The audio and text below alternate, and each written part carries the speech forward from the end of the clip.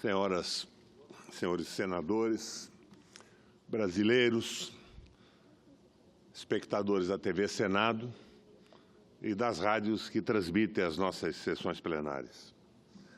A minha angústia, que às vezes beira ao desespero com os descaminhos da política econômica imposta ao país, a minha amargura com o galope intriguista que a cada passo esfarrapa a nossa soberania, frequentemente fazem par com a apreensão com que vejo a atuação do Judiciário e do Ministério Público brasileiros.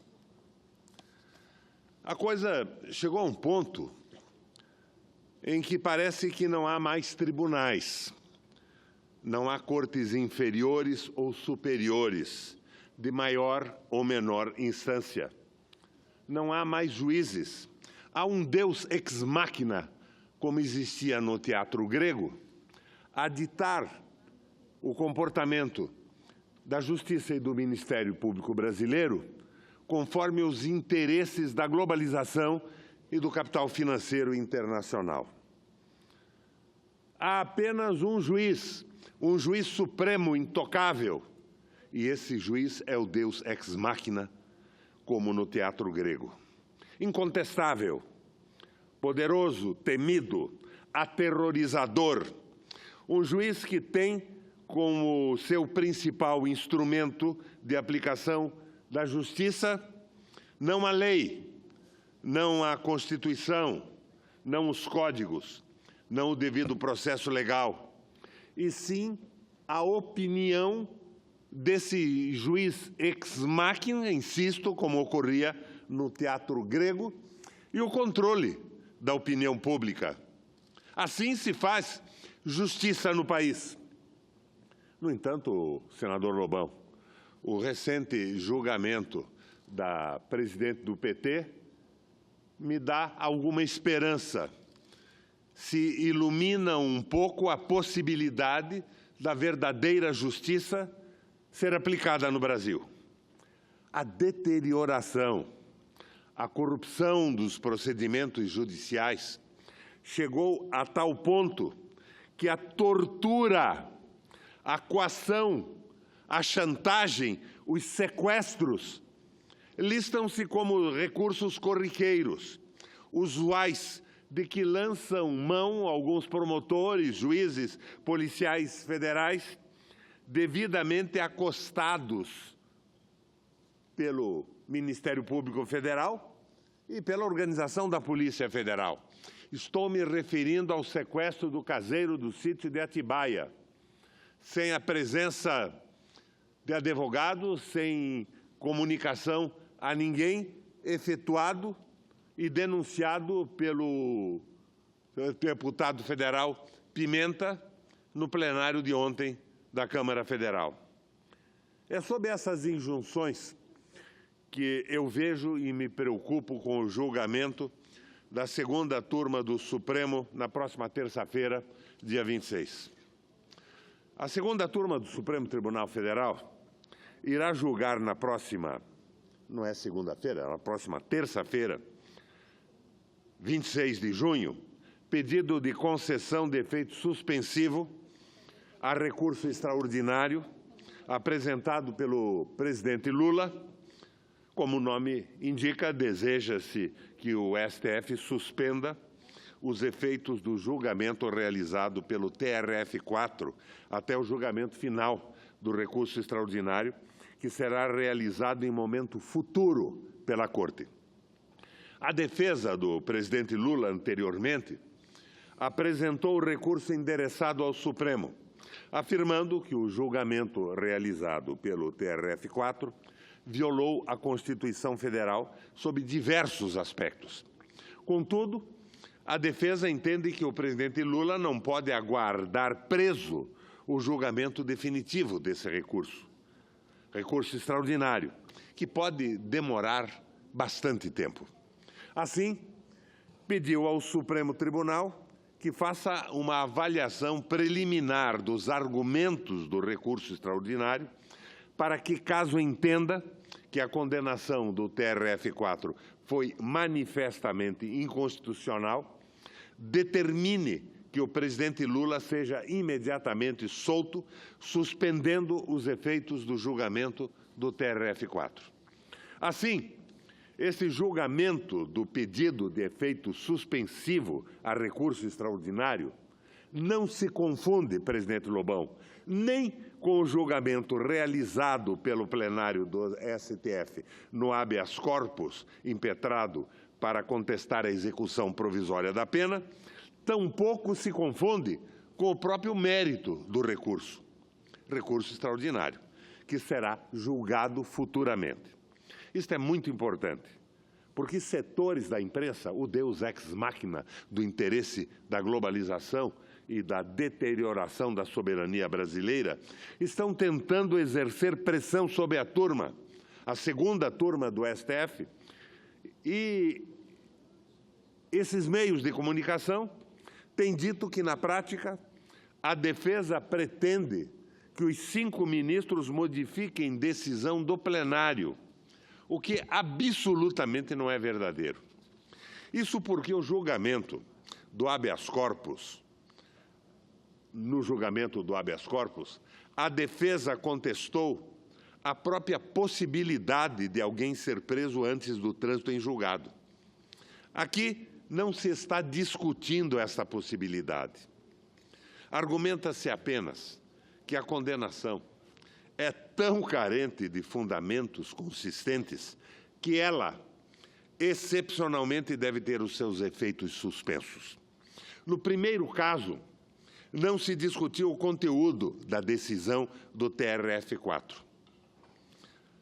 Neste pedido de efeito suspensivo, sim, se discute o conteúdo. O que está em jogo, portanto, é o julgamento por um colegiado de forma legítima, juridicamente plausível e necessariamente isenta. Do ponto de vista político, é necessário afirmar que o maior líder político da América Latina está preso há exatos 76 dias, quando juristas, líderes políticos do mundo inteiro apontam a parcialidade e a injustiça de sua prisão. O maior líder popular da história do Brasil foi preso em razão daquilo que se convenciona chamar de lawfare. Na verdade, até os mais distantes rincões deste planeta se manifestam e percebem a trama jurídica que condenou Lula sem crime. O combate à corrupção não passou de um artifício para mascarar o verdadeiro objetivo da Operação Lava Jato: acabar com todas as propostas de continuidade do processo civilizatório brasileiro, entregar o subsolo e submeter o Brasil à condição de produtor de matéria-prima sem industrialização, com o aviltamento e a precarização do trabalho. Primeiro, determinou-se a prisão do ex-presidente para depois buscar-se um crime em que pudesse enquadrá-lo. Como em 3 anos de investigação não conseguiram encontrar malas com dinheiro, contas em bancos suíços ou um fiapo de prova sobre o recebimento de ao menos 10 centavos, forjaram a história do triplex. O triplex do Guarujá. Uma verdadeira anedota jurídica, cujo verdadeiro proprietário, já comprovado, inclusive, pela própria Justiça, é a construtora OS. Ainda assim, sem nenhuma prova, um juiz decidiu pela condenação do ex-presidente. A Operação Lava Jato não pode aprisionar o mais alto tribunal do país. Ela não pode condicionar o comportamento do Supremo Tribunal Federal, que é, afinal, o guardião do direito no Brasil. A Lava Jato não pode tirar a eficácia de normas constitucionais e desconsiderar o direito brasileiro. Nesse sentido, o Senado já aprovou uma lei que comina apenas ao abuso de poder de agentes públicos, de parlamentares, de senadores, de fiscais de renda do município, do Estado e da União, e também de juízes e procuradores em todas as instâncias da República. O que nós estamos defendendo nesse momento dessa tribuna é que o Supremo Tribunal Federal, através da turma que vai examinar esse último pedido do ex-presidente, liberte o direito, acabe com essa interpretação absurda da lei, essa possibilidade hermenêutica de liberdade na interpretação que não se atém com o texto legal e com as combinações necessárias. E quem está fazendo essa peroração nesse momento é quem saudou desta tribuna e do plenário, em prosa e verso, a Lava Jato, porque a corrupção política no Brasil era absolutamente inaceitável e tinha que ser investigada em profundidade. Mas essa espécie de ditadura do judiciário, esse deus ex machina, os interesses internacionais, interesses de países que impõem ao Brasil a entrega do petróleo, das riquezas naturais, o fim das garantias trabalhistas, a entrega do sistema previdenciário para a banca privada, não podem determinar o comportamento dos juízes. Não se entenda, nesse momento, a minha intervenção como a criminalização da Lava Jato, mas apenas com a exigência de que a operação siga os trâmites e as garantias constitucionais do direito brasileiro, e não a visão ideológica entreguista, a visão do liberalismo econômico já sepultado na Europa, que pede asilo no Brasil e que recebe esse asilo por parte de autoridades e agentes públicos corrompidos ideologicamente e corrompidos economicamente, como já se comprovou ao longo das investigações sobre esses processos à exaustão. Presidente, requeiro que essa minha intervenção seja colocada ao alcance dos 11 ministros do Supremo Tribunal Federal. Concedo uma parte ao senador Humberto Costa. Senador Roberto Requião, Vossa Excelência, do alto da sua autoridade política, ética, inclusive jurídica também, pronuncia hoje um discurso histórico.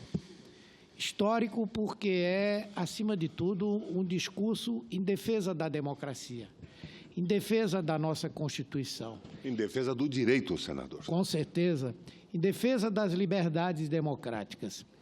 E é um pronunciamento extremamente importante e que acontece no momento em que eu sinto, e aí todos nós sentimos, uma grande afirmação institucional por parte do Supremo Tribunal Federal. Tivemos, ao longo desses últimos dias, duas decisões muito importantes. A primeira, quando passa a haver agora um claro disciplinamento das oportunidades de testemunho, das oportunidades de depoimentos, com a proibição das chamadas conduções coercitivas. O Supremo tomou uma posição muito corajosa, profundamente garantista e, ao mesmo tempo, garantidora dos direitos individuais dos cidadãos e cidadãs brasileiros. Depois, o julgamento da presidente do nosso partido, Gleisi Hoffmann, não pelo veredito, mas pelo que ele representou, no sentido de que colocou uma exigência, reafirmou uma exigência da legislação de que meros testemunhos ou que meras delações não podem ser, por si sós, instrumentos de condenação. Portanto, eu entendo que a manifestação de Vossa Excelência, e cumprimento Vossa Excelência, inclusive por demandar da mesa do Senado que cada um dos 11 ministros do Supremo receba essa manifestação, sem dúvida, é muito importante. E eu ouso dizer, senador Roberto Requião, que expressa o sentimento da grande maioria dos senadores, a grande maioria daqueles que são parte dessa casa. Meus parabéns. Senador, o que me trouxe à tribuna hoje foi a indignação e a perplexidade diante da informação do sequestro da caseira do sítio Atibaia. Não foi condução coercitiva, foi o sequestro pela Polícia Federal e o Ministério Público.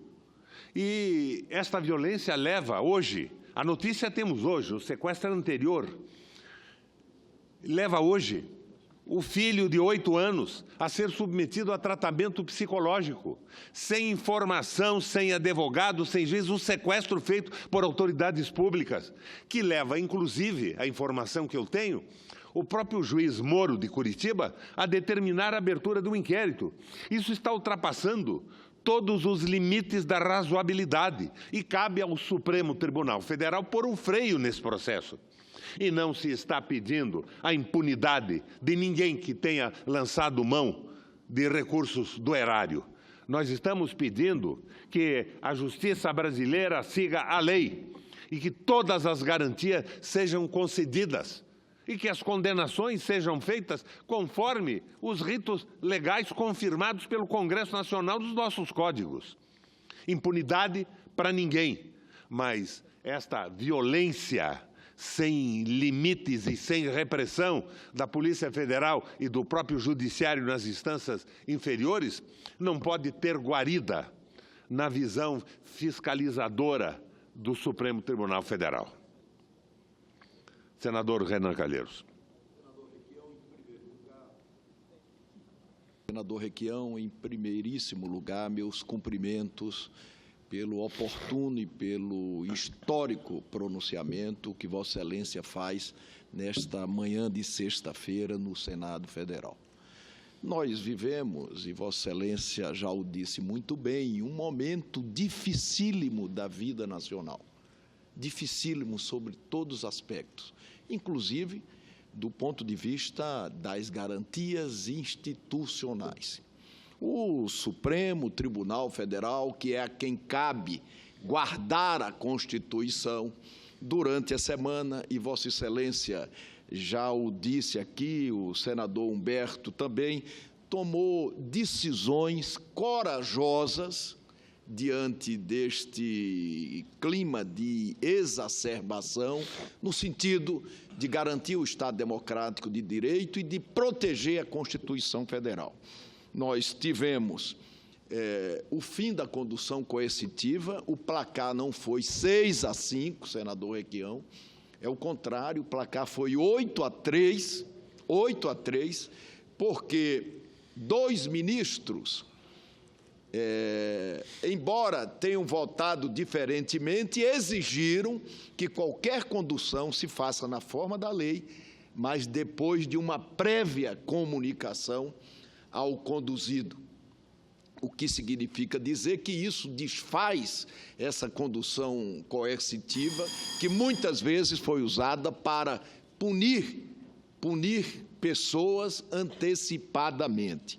Depois, o julgamento da presidente do PT, senadora Gleisi Hoffmann, que enxovalhada durante 4 anos, foi absolvida pelo Supremo Tribunal Federal pela mais absoluta existência de provas. 5-0. 5-0. Ou seja, nenhuma das acusações do Ministério Público Federal foi considerada por nenhum dos ministros da turma. Mas fica tudo por isso mesmo. Fica por isso mesmo e todo mundo aguardando que o Supremo Tribunal Federal, na garantia do Estado Democrático de Direito, faça mesmo essa intervenção. Não permita que instâncias inferiores usurpem a competência do Supremo Tribunal Federal. E ontem, uma outra decisão muito importante. não do ponto de vista da Polícia Federal apenas, mas do ponto de vista de compreender o que o legislador quer com relação às leis que aqui debate, aprimora e vota. Quando nós votamos a lei de delação, logo depois de junho de 2013, como uma resposta do Congresso Nacional àquele estado de coisas que se exacerbavam, nós estabelecemos na lei que caberia ao Ministério Público e à Polícia Federal fazer delação premiada. O Ministério Público e a Polícia Federal. O que aconteceu até a decisão de ontem? O Ministério Público não permitia, na prática, que a Polícia Federal fizesse delação premiada. E agora se sabe por quê?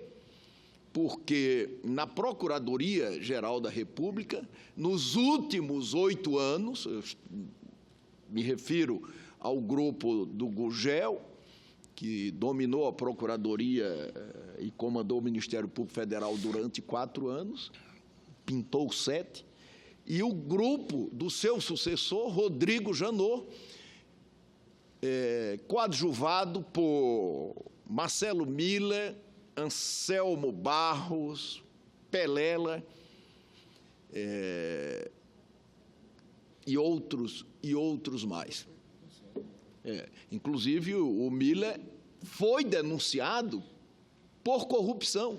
Senador, e por que não a Polícia Federal agendar e viabilizar a delação premiada, se tanto a delação premiada do Ministério Público como da Polícia Federal tem que ser considerada e homologada por um juiz? Por que não a Polícia Federal tomar essa iniciativa? As circunstâncias são as mesmas. E a condução coercitiva? Por que a condução coercitiva que a lei só permite diante da recusa do intimado em ir à presença do juiz? E remanesce, para que não se diga que estamos tentando inviabilizar a Lava Jato, a prisão provisória. Se existe razão para a prisão provisória, ela pode ser feita pelo juiz, mas o juiz tem que motivar. Agora, já a condução coercitiva era um espetáculo midiático ensaiado entre os meios de comunicação o Ministério Público e um juiz que não precisava de motivação alguma, mas que levava à desmoralização completa do conduzido. Que agora, sentido tem isso? Absolutamente nenhum. E que prejuízo trouxe essa medida a Lava Jato? Nenhum. Intimado, vai. Se não vai, há a possibilidade da condução coercitiva. E, se for absolutamente necessária a investigação, com motivação se faz a prisão provisória. Então, claro, o que está se acabando é a farra midiática do Ministério Público, de alguns juízes, a Rede Globo e os grandes meios de comunicação. Nenhum prejuízo real para a investigação. E isso aí, exatamente o que Vossa Excelência colocou. E agora também, com relação ainda à delação de quem pode fazer e quem não pode fazer, como queria o legislador, era importante a presença em todos os momentos da Polícia Federal, para que ela própria, como instituição, pudesse fiscalizar e inibir este crime organizado que acabou se constituindo na Procuradoria. Ora, o Marcelo Miller, que conduziu muitas das investigações premiadas, todas da mesma forma, em nome do Janot, como braço direito do Janot, negociando e falando em nome do Janot, ele chegou ao cúmulo de negociar, do ponto de vista do Ministério Público Federal, a delação da JBS e de ser advogado da JBS. Ao mesmo tempo, juntamente com a Não é mais a delação premiada, senador, é a delação remunerada. Delação remunerada, milhões e milhões de dólares pagos através de um escritório de advocacia que contratou o Marcelo Miller, Fernanda Tortima e Esté Ferraz, e o escritório, um grande escritório, renomado até então, o Watanabe. Era importante a Polícia Federal ali, desde o primeiro momento, para prender desde o primeiro momento o Miller, o Janot, a Esther, a Fernanda Tórtima, para que essa gente fosse exemplarmente julgada, punida, julgada, para não repetir o que fizeram, se aproveitar da falta de regulamentação de uma lei feita pelo parlamento com o melhor propósito para ganhar dinheiro, para enriquecer e para lavar dinheiro de pessoas que fizeram delações, não entregaram provas, não tinham provas, as contas foram identificadas, como o Sérgio Machado, ele e os 3 filhos foram identificados, também delatores, foram identificadas nas suas contas R$1 bilhão. Ele fez um acordo com o Miller e com a Fernanda Tórtima e com o Marcelo e com o Janot para pagar, devolver 30 milhões em 30 anos, 30 milhões em 30 anos, e pior, lavou o dinheiro que havia desviado do povo brasileiro. O mesmo aconteceu com Delcídio Amaral. Eles forjaram flagrante, prenderam o Delcídio, ainda senador, e pela tortura, pelo sequestro, pela agressão ao mandato, à Constituição, obrigaram o Delcídio Amaral, um calhorda, a fazer uma delação e a falar mentiras. Mentiras.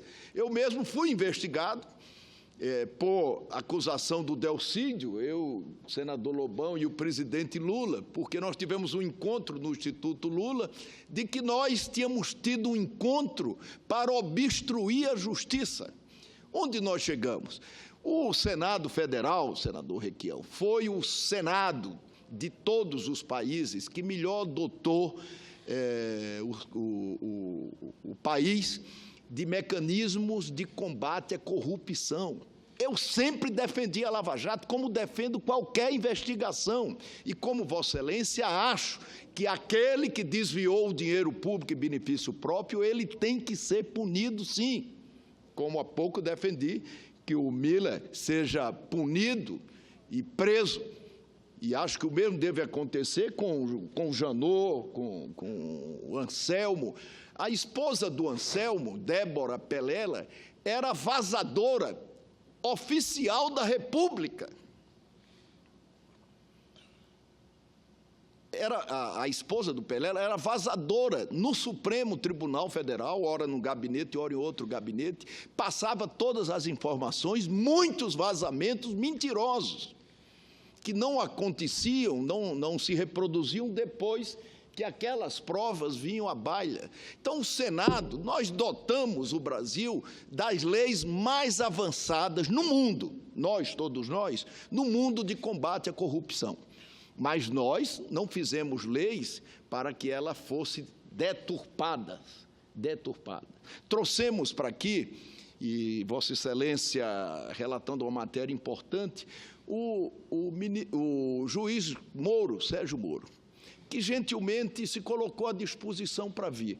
Eu recebi pressão do comando do Judiciário para que, na véspera, eu dissesse ao Moro que ele não estava convidado, que ele não podia vir aqui. Porque, certamente, o protagonismo da primeira instância estava afetando vaidade de instâncias superiores. Mas esse que é o problema, porque o Moro entende, sempre entendeu, e aqui eu perguntei sobre isso, senador Requião, que qualquer mudança no Brasil tem que se fazer pela massa de juízes de primeira instância, e não pelos tribunais superiores, em quem ele não vê legitimidade, acha que os tribunais superiores são produtos da política. E isso é uma inversão irresponsável do ponto de vista do interesse nacional, da democracia, do Estado democrático que todos nós defendemos. Eu quero cumprimentar Vossa Excelência. Essa prisão do presidente Lula é um assinte, prender a maior liderança política de um país sem crime e sem prova. sem crime, sem prova, depois de levá-lo à condução coercitiva ilegal, depois de revelar um telefonema da presidente da República também ilegal, criminosamente ilegal, prendê-lo obrigatoriamente depois de uma decisão de segunda instância de um tribunal regional federal que, com todo respeito, apressou a sua decisão, a levou para o mês de janeiro para colocá-la no calendário eleitoral. Por isso eu concordo com Vossa Excelência, acho que o Supremo Tribunal Federal tem mais uma oportunidade para afirmar perante a nação o seu papel, é mais uma oportunidade. E salvar a Lava Jato, retirá-la do arbítrio da ilegalidade, da interpretação hermenêutica livre da lei, porque isso vai acabar anulando todos esses processos. E a Lava Jato, é a minha opinião, e acho que é a opinião comum das pessoas sérias do Congresso Nacional, prestou um grande serviço ao país. Prestou. Punição de corrupção, revelação do que acontecia na política. Mas ela está sendo manipulada geopoliticamente a favor de interesses que não são os interesses do Brasil. Eu concordo com Vossa Excelência, ela vai deixar avanços civilizatórios enormes. Isso é indiscutível. Por isso que eu defendo a Lava Jato da mesma forma que defendo qualquer investigação. E acho que ao homem público não há outro caminho senão enfrentar a investigação para fazer a prova contrária, que, como Vossa Excelência sabe, é a mais difícil das provas. Mas a Lava Jato, manipulada ou utilizada como perseguição, para perseguição, ela não tem o direito, senador Requião, senhores senadores, de nivelar bandidos com inocentes e tratá-los de forma igual. Não tem o direito, porque isso enxovalha reputações e não faz bem ao país e à democracia. Muito obrigado. Senador Jorge Viana, com a palavra. Senador Requião, eu estava ajudando a conduzir a Comissão de Relações Exteriores, fazendo sabatinas, tendo uma manifestação, inclusive importante, que daqui um pouco eu vou fazer a leitura. Aprovamos um manifesto contra a situação que vive os Estados Unidos com os imigrantes, encarceramento de crianças, enjaulando crianças, enfim. Mas eu não poderia deixar de vir aqui pedir essa parte para cumprimentar Vossa Excelência pelo pronunciamento que faz numa hora difícil e desafiadora da vida nacional. Nesses tempos, onde parece que vivemos o Coliseu Romano, alimentado por setores da grande imprensa, brasileiros querem sangue todo dia. Querem alguém destruindo alguém todo dia. Isso é algo medieval. É o pão e circo. Só que, no caso da condução da economia brasileira, é o circo sem o pão. E fazem isso para dar cobertura a um governo absolutamente ilegítimo, que danificou ainda mais a situação dos brasileiros, da economia e do país. Agora, todos chegam à conclusão de que esses últimos 3 anos foram de piora da situação na vida nacional, na crise institucional, um aprofundamento, e a desesperança tomou conta do país às vésperas da eleição. Até isso nós temos. Porque também a maior liderança do país foi vítima de um jogo de cartas marcadas. Começou com o impeachment aqui e depois chega a uma ação dirigida contra o presidente Lula. Eu ando nas ruas, as pessoas, até quem não gosta do PT, até quem tem diferenças com o presidente Lula, me perguntam, mas vem cá, ele está preso por conta daquele apartamento que dizem que ele ia comprar, que ele nunca morou, que ele nunca usou e que ninguém usou? É isso? Falo, é exatamente isso. Não tem cabimento. E os que... O apartamento que tinha elevador privativo que nunca existiu, o apartamento que tinha reformas que nunca foram feitas, um apartamento absolutamente ridículo e que foi recusado pelo presidente Lula. Além, sobre o apartamento, senador Tião, a esposa do senador Jorge Viana. Mas é isso que levou à prisão. O Jorge pelo Tião, que sempre fui muito amigo do irmão dele. Mas a dona Marisa, a esposa do presidente, tinha comprado o 4º andar desse edifício. Pagou por 10 anos. talvez com correção monetária ao longo de 10 anos, tenha investido aí cerca de R$700 mil. A cooperativa dos bancários não conseguiu terminar o edifício, a OAS assumiu o edifício. E a OAS, então, tentou vender a cobertura para a dona Marisa. O Lula foi convidado a visitar e não quis. Estabeleceu alguns pretextos: não gosto da cozinha, não gostei do apartamento. Ele viu que aquilo poderia não ser um bom negócio para ele, do ponto de vista da imagem, mesmo que a presunção lógica é que, além dos R$700 mil já pagos ao longo de 10 anos, pagasse a diferença por um triplex, que eram 3 pequenos apartamentos. Na verdade, eram 2, porque a cobertura era a cobertura de serviço do próprio edifício e precária. Então, se você me perguntar se a OAS pretendia cobrar do presidente a diferença, eu digo que não. 84% de popularidade, elegeu a sucessora, a OAS dificilmente cobraria do presidente essa diferença, mas o Lula não aceitou o negócio não existiu, é crime sem corpo do delito.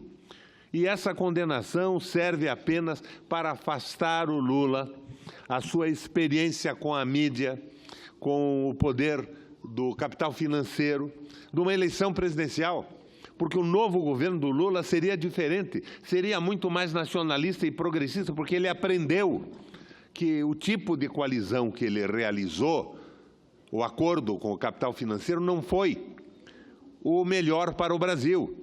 Querem tirar o Lula da disputa presidencial.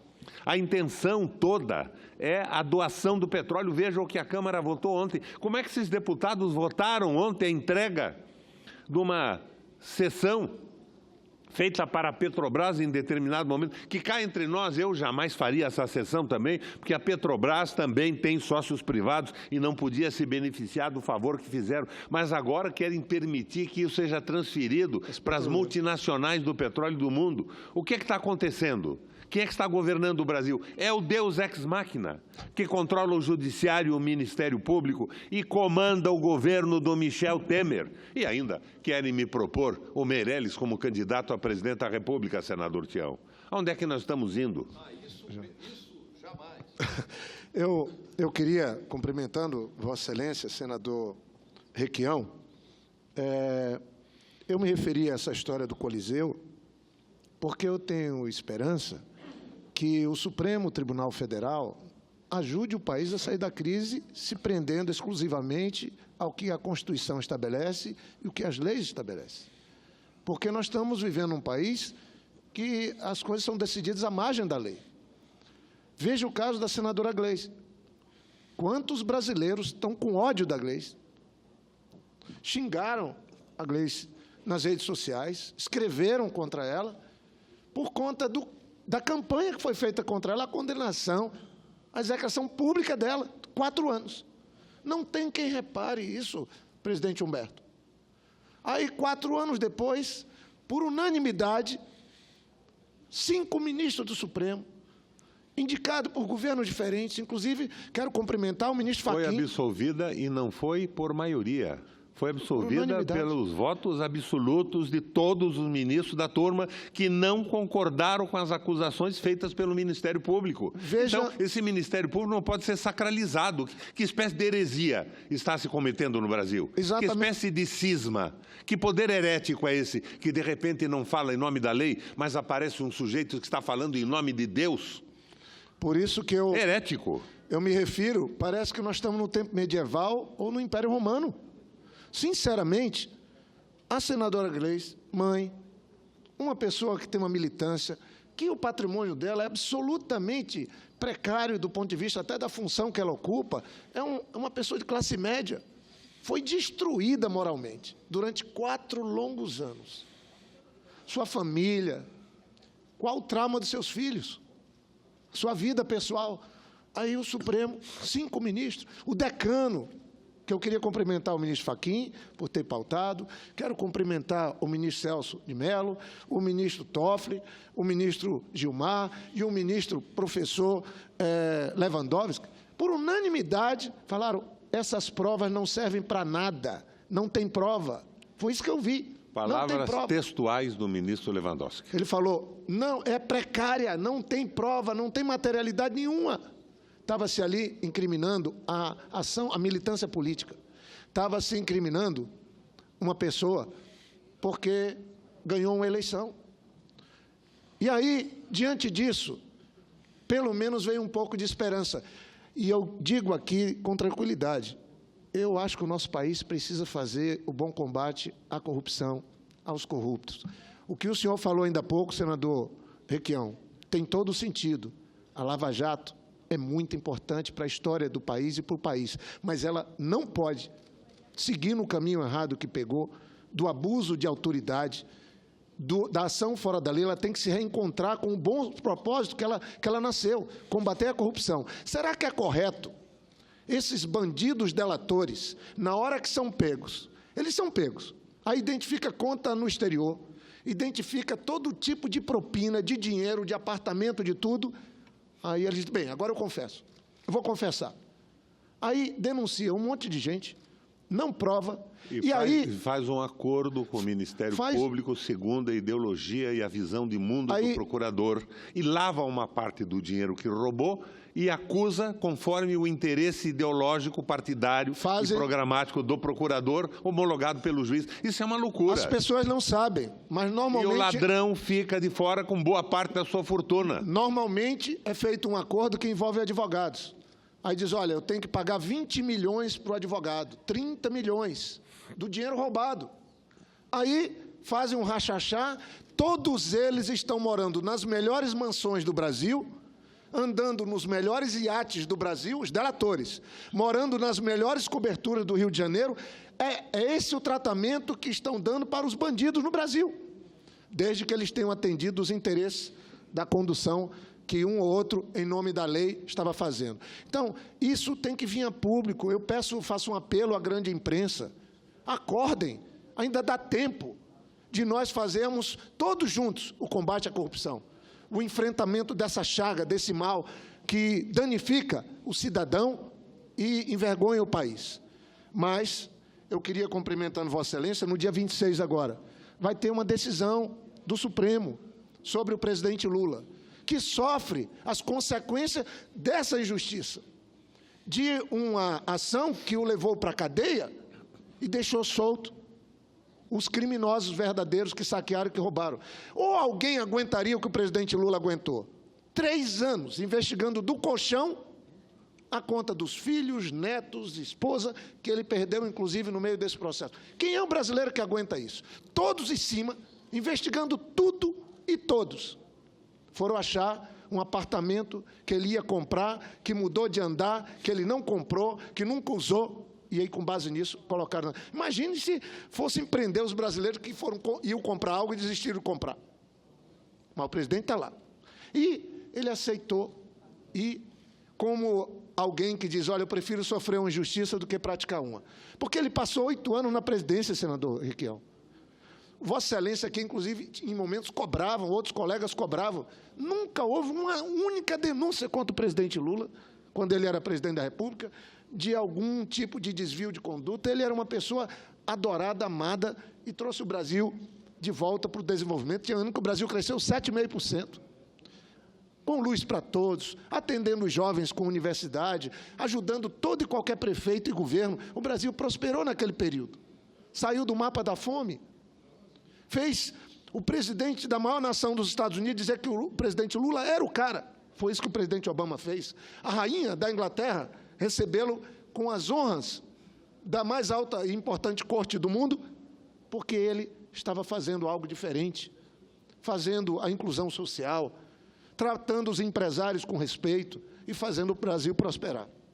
O que eu queria aqui, para concluir, era fazer um elogio a Vossa Excelência, mas dizer que eu espero que no dia 26, próxima terça-feira, tenha justiça. Porque também nós estamos vendo componentes do judiciário... Não se pede favor especial algum. Nenhum, só justiça. Direito. Tem componentes do judiciário que fazem discurso que não está previsto na Constituição. E aqueles que seguem a Constituição são mal vistos nesse tempo de coliseu que nós estamos vivendo. Ora, se é para agir diferente, mudemos a lei. Vamos mudar a Constituição. Agora mesmo, a versão que está sendo dada, senhor senador Requião, é de que a segunda turma, quer modificar uma decisão do plenário do Supremo. Não é nada disso.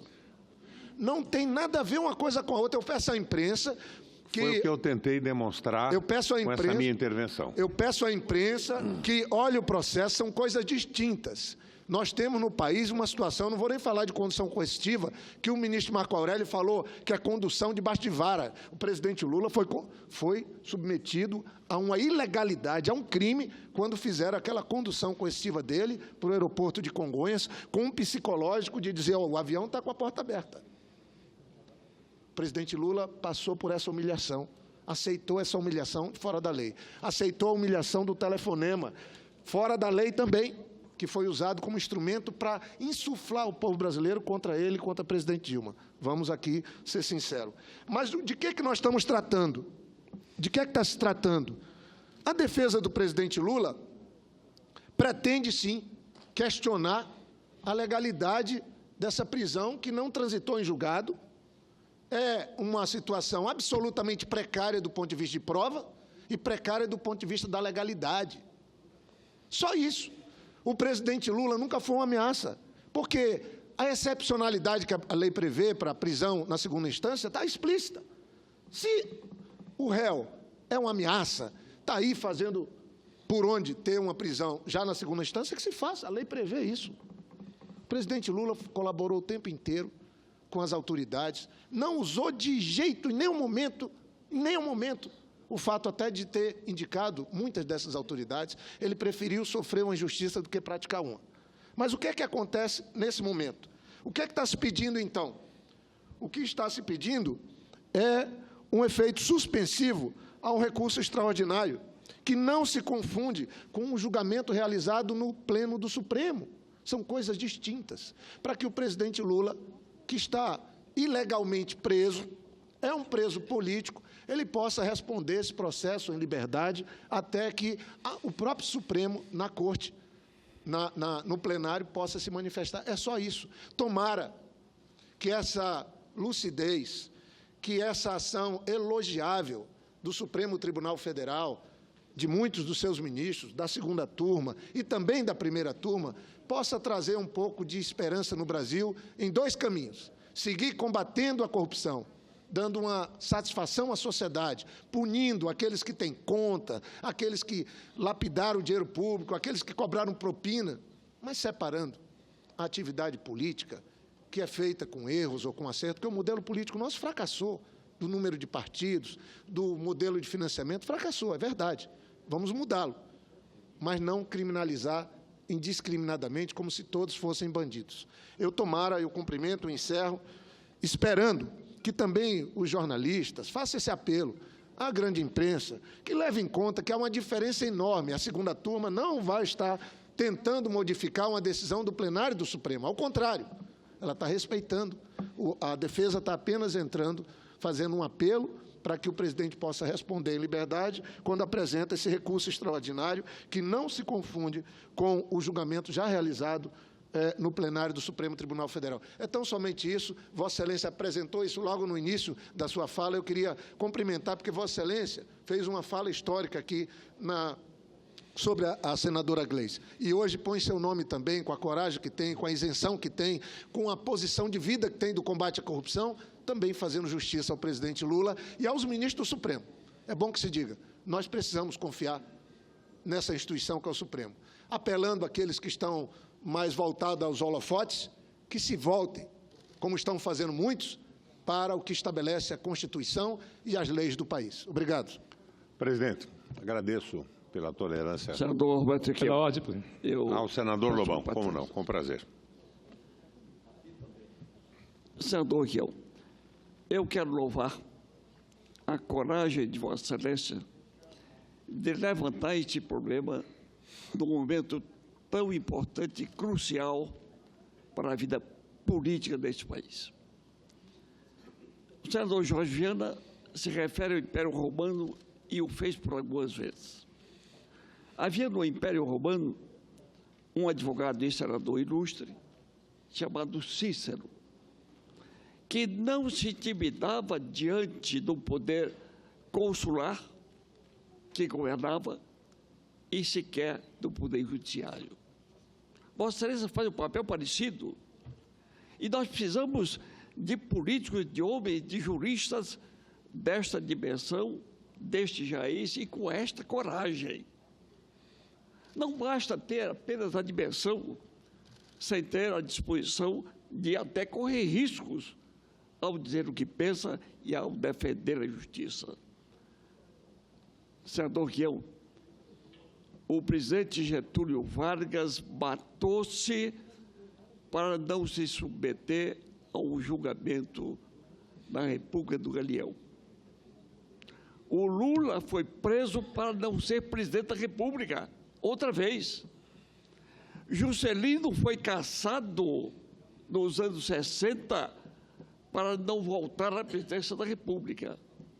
Mas como se pode impedir o maior líder nacional, isso já se disse tanto aqui, maior líder não pelo que foi apenas, mas pelo que é hoje, de ter a oportunidade de se exibir de corpo inteiro aos perigos da noite de uma eleição nova? É contra isso que se levanta Vossa Excelência. A delação sem provas. Este aqui é um crime. Relembre-se que o ministro Teori Zavascki, sempre que despachava o processo autorizando uma investigação, ele dizia às autoridades da investigação: atente-se para o fato de que delação não é prova. Delação é apenas um caminho para a investigação, não é prova. Mas o que se tem visto é que a delação, aos poucos, vai se transformando em prova. Ainda há pouco você dizia que não há prova contra o Lula no que diz respeito ao triplex. Há prova de que não é dele, na medida em que se demonstra que o imóvel pertence a uma construtora. Portanto, a prova que existe é a favor do Lula, não contra ele. E, todavia, Senador Lobão, tanto não pertence a ele que já foi leiloado para pagar uma dívida da construtora. Nem da construtora é mais. Foi colocado em asta pública. Asta pública. E quem perdeu não foi ele, foi a construtora proprietária. Mas insiste-se em dizer que pertence a ele, e em nome desta falácia, em nome desta falsidade, ele foi preso.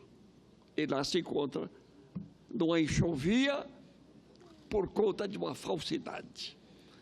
Os delatores têm feito um mal grande ao país à medida que não provam nada do que afirmam. Ali está o exemplo do Marusco, por exemplo. Um simples coordenador da Petrobras confessou que tinha feito um alcance de 400 milhões de reais na Petrobras.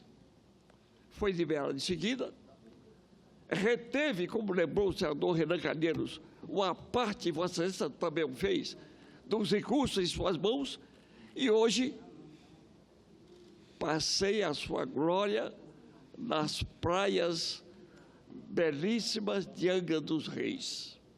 Enquanto isto, pessoas inocentes, vítimas dessas delações, estão aí presas, detidas. Eu não critico o Poder Judiciário, acho que há realmente valores no Poder Judiciário que são maioria, e que estão tentando colocar em ordem esta situação que se abateu sobre o Brasil. A Lava Jato, todos aqui dizem, foi um bem, não foi um mal, mas é necessário que ela não perca o seu rumo, não se desvie do seu objetivo.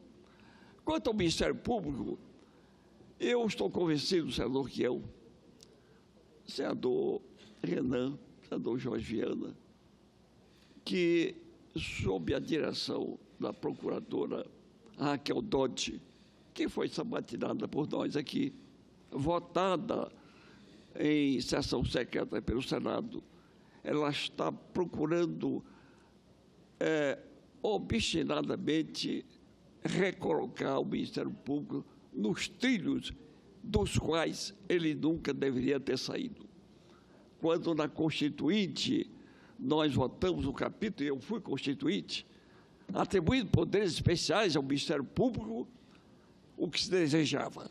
Os constituintes, em nome do povo, era fazer com que houvesse no Brasil, de fato, um Ministério Público forte, voltado para o cumprimento dos melhores deveres a ele atribuídos. Os desvios, houve. Agora, a procuradora, no meu entendimento, tenta recolocar o Ministério Público, já com algum sucesso, nesse trilho. Ela própria declarou que delação sem provas, ela não aceita. Aí está uma demonstração sólida de como ela pretende dirigir o Ministério Público. Senador Guilherme, volto a dizer que você presta um serviço inestimável à nação brasileira, advertindo-a destes desvios, destas deformações, e o faz com destemor, com a coragem que nós lhe atribuímos e reconhecemos, e com isso, abrindo uma comporta para que a nação brasileira se dê conta das dificuldades que nós estamos vivendo. Esperança no Poder Judiciário, eu nunca perdi. Eu tenho a consciência de como o Supremo, para dar um exemplo, e daria vários, tem procedido, e o exemplo agora da decisão a respeito da senadora Gleice é uma demonstração de que o Supremo não perdeu o rumo, não perdeu a bússola, está, ao contrário, procurando manter a ordem jurídica do país e restabelecer a justiça que, em alguns momentos, foi perdida. Cumprimento a Vossa Excelência. Senador Capiberibe, com a palavra. Cumprimento Vossa Excelência pela convicção, pela independência, pelas posições assumidas ao longo desses últimos anos turbulentos da vida política brasileira. E gostaria aqui de pontuar algumas questões em relação às injustiças, ou melhor, o uso dos meios judiciais para fins políticos. Eu vivi vários momentos, não é, convivendo com essa situação, mas vou citar um, antes de chegar ao caso do presidente Lula. Até porque minha preocupação é que depois do mal feito não tem como recuperar, que é o meu caso e da minha companheira, a deputada Janete Capiberibe. Nós fomos acusados de comprar 2 votos por R$ 27,00, pagos em 2 parcelas. E, por essa razão, tivemos nossos mandatos cassados aqui dessa casa. Eu diria com a conivência política, não é, de representantes dessa casa. Alguns anos depois, perdi 5 anos de mandato e Janete 1 ano de mandato. Algum tempo depois, se descobre que as declarações das testemunhas foram compradas, que eram falsas, mas eu já tinha perdido o mandato, não tinha como reverter. A mesma coisa aconteceu no Paraná, não é, com o reitor. Não é? Se abre um processo... Santa Catarina, perdão. O reitor... Porque essa é uma situação que esmaga o ser humano quando você é acusado injustamente. O reitor terminou suicidando e agora a denúncia vai para o arquivo, não é? E não tem como, não é, reparar o dano. Mas se ele ressuscitar agora, ele não será preso mais, porque não há nenhuma acusação contra ele. Exatamente. É um absurdo isso. É uma coisa... Mas nenhuma punição na Polícia Federal. Os responsáveis foram promovidos. Agora nós estamos diante, esta semana, na terça-feira, a senadora Gleice Hoffmann, que passou 4 anos sendo linchada publicamente, o Supremo diz que não há nada e declara inocente. Olha o tamanho do prejuízo, não é, que a senadora sofreu na vida pública, praticamente irreparável. E o presidente Lula está preso, acusado de ser dono, que ter recebido um apartamento que já foi colocado em asta pública, que já nem pertence ao OAS. Então, a minha preocupação é que depois da condenação, depois do cumprimento da pena, se descubra que não, isso não procede. Isso aconteceu com o Juscelino, que ele ocupou um apartamento em Ipanema de um amigo dele e terminou respondendo num processo interminável, desgastante, e que o levou à cassação. Depois, nada disso era verdadeiro. Portanto, eu acho que o combate à corrupção ele é fundamental. E eu acho que a Lava Jato tem seus méritos e as investigações devem continuar, mas não são suficientes. É preciso que a sociedade esteja mais atenta e se disponha a se mobilizar para ajudar nesse combate. As nossas instituições, todo mundo sabe, que padece de uma descrença quase generalizada da sociedade brasileira. Então, é hora da sociedade se mobilizar. E nós temos os meios para isso. Nós estamos criando os meios possíveis e nós temos as novas tecnologias que permitem o cidadão participar ativamente no processo de controle das ações públicas. Nós aprovamos aqui no Congresso Nacional a Lei da Transparência, que expôs as receitas e despesas na web, na internet. Isso é um passo importante. E agora nós já aprovamos aqui no Senado uma nova proposta de lei que permite que o cidadão se mobilize, se organize em aplicativos para fazer acompanhamento de obras públicas, serviços públicos, compras governamentais. Está na Câmara, já no plenário da Câmara, aguardando o pronunciamento dos senhores e senhoras deputados. Portanto, é importante continuar as investigações, mas é importante que a sociedade também se mobilize e, sobretudo, a imprensa. Porque, nesses casos todos que eu relatei, as pessoas foram condenadas antes da decisão judicial. No caso da senadora Gleice, ela está absolutamente condenada. Quando veio o veredito, inocente. Então, eu acredito que a imprensa também tem que despertar para esse momento que o país está vivendo. E mais, os fake news que se propagam, que se discute tanto, sempre existiram, não é? Nós mesmos, eu fui vítima de dezenas de fake news na minha vida pública e conseguimos desmontar. Então, a nossa preocupação com esse julgamento do dia 26 do presidente Lula é grande, porque é a oportunidade dos ministros mergulharem no processo e saber exatamente cadê a prova, porque é preciso que tenha um documento, que tenha uma gravação, que tenha alguma coisa que diga, não, olha, há um nexo entre esse apartamento, não é, e o presidente Lula. Enquanto não existir isso, a dúvida vai permanecer. E, na dúvida, se favorece o réu.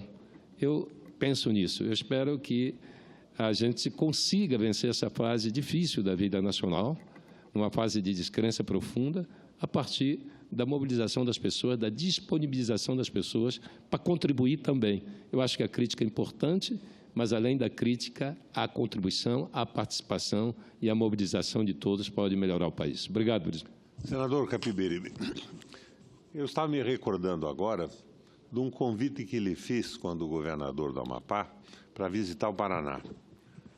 Todas as terças-feiras, senador Renan, eu reunia o secretariado do governo do Paraná. Eu fui governador do Paraná por 3 vezes. Primeiro, segundo, terceiro escalão, no auditório semelhante a esse plenário do Senado Federal. E uma das secretarias expunha os seus programas. Qual era a intenção? Dar transparência a tudo que o governo do Estado estava fazendo, e isso era televisionado pela televisão educativa, que era a televisão pública. Mostrar o que o governo fazia e viabilizar a crítica que poderia levar a correções de rumo, inclusive. Convidei o senador Capiberibe, que no Amapá, antes da lei de transparência, já lutava por dar, através da internet, transparência absoluta a tudo que o governo fazia. Eu e ele estávamos na mesma linha de abertura e transparência total sobre todas as ações e despesas dos nossos estados. Você sabe que há coisa de 3 meses atrás, eu fui julgado pela iniciativa de um procurador da República no Tribunal de Porto Alegre.